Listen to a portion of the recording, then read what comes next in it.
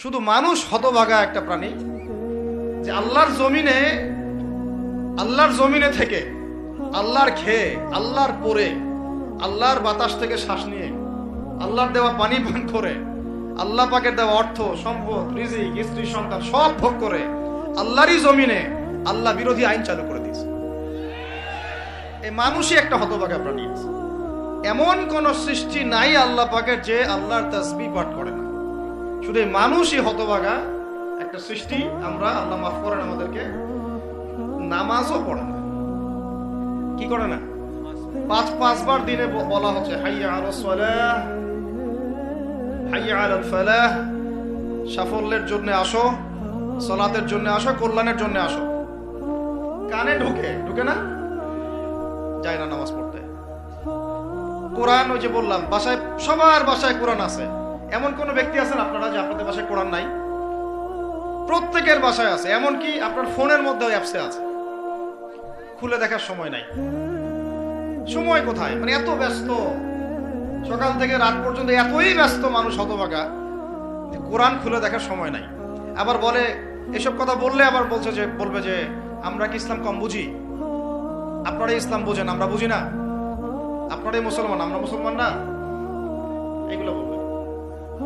উমর রাদিয়াল্লাহু আনহু ঠিকই বলেছিলেন আজকে থেকে এই 1400 বছর আগে, যে ইসলাম ধ্বংস হবে যখন দেখবা তিনটা বিষয় সমাজে চলছে। এক, দল্লাতুল আলেম, আলেমরা যখন পথভ্রষ্ট হয়ে যাবে তখন সমাজে ইসলাম ধ্বংস হয়ে যাবে। দুই, ওয়াল আইম্মাতুল মুদিল্লিন, যখন আসবে এমন কিছু শাসক যারা পথভ্রষ্ট, মুদিল্লিন, তখন সমাজ ইসলাম ধ্বংস হবে।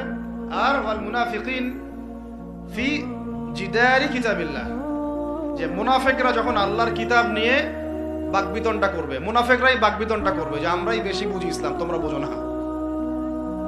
বাংলাদেশে টকশো সংস্কৃতি চালু না হলে আমরা এটা বুঝতে পারতাম না যে আসলে হাদিসটা সত্য।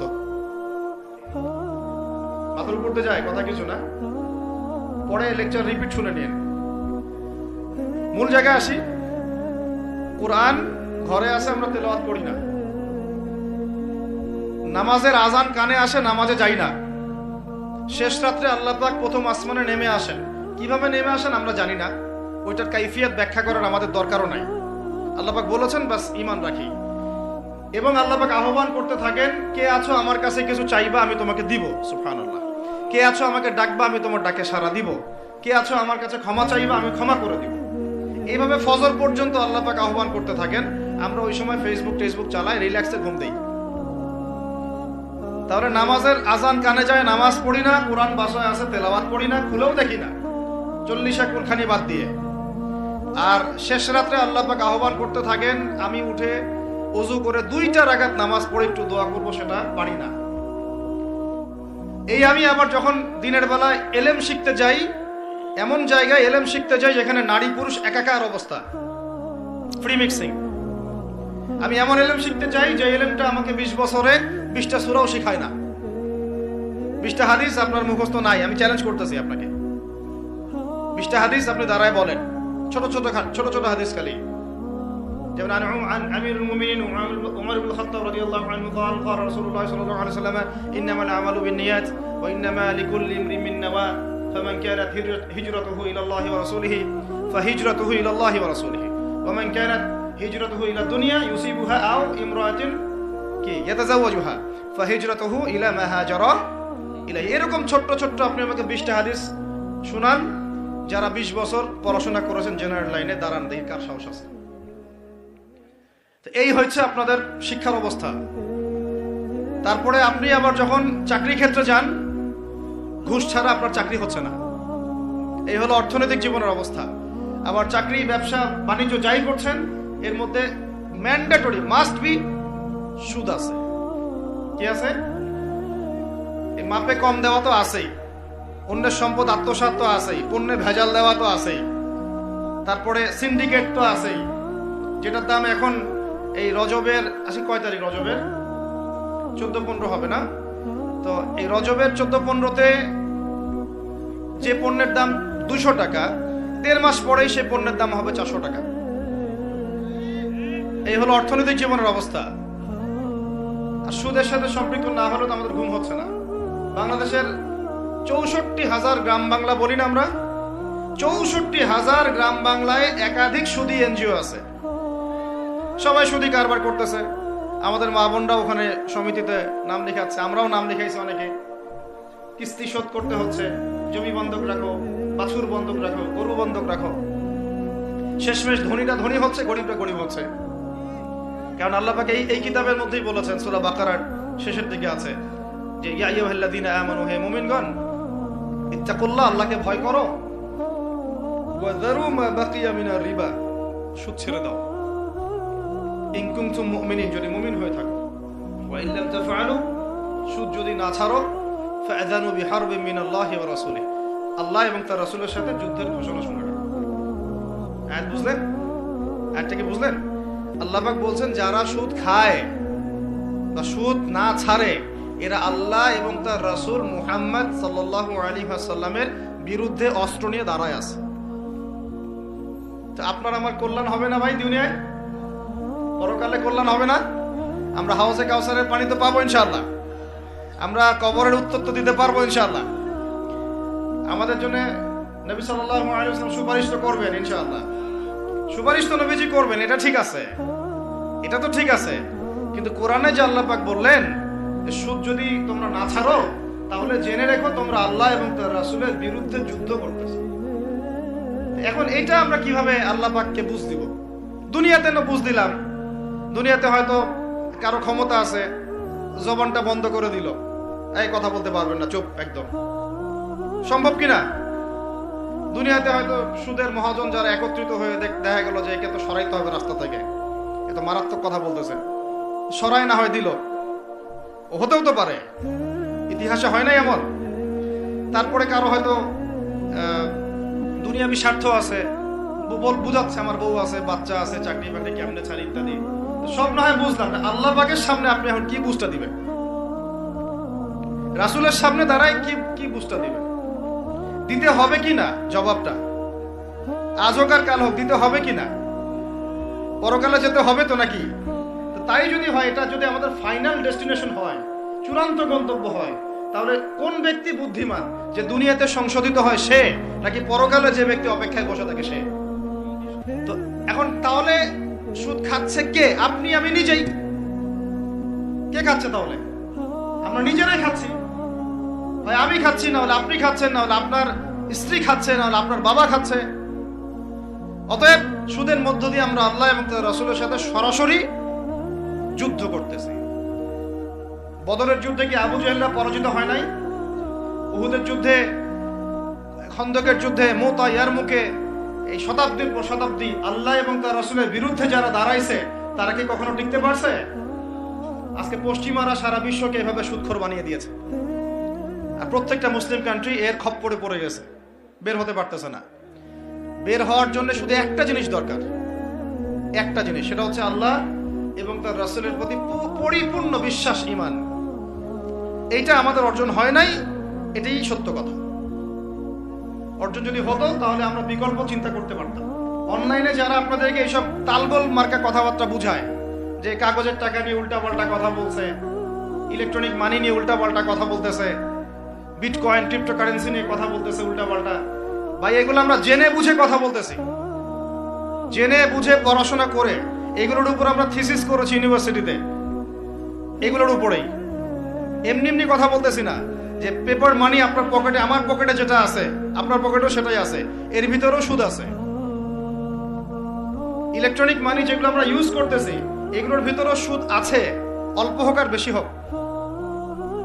এর সামনে আসবে বিটকয়েন, ওইটার মধ্যে সুদের ভিতর উপর সুদ, তার উপর আসতেছে একটা সিস্টেম যেটা অলরেডি কয়েকটা কান্ট্রিতে অ্যাপ্লাই হয়ে গেছে, চায়নায়, উত্তর কোরিয়া, দক্ষিণ কোরিয়া ইত্যাদি কান্ট্রিতে।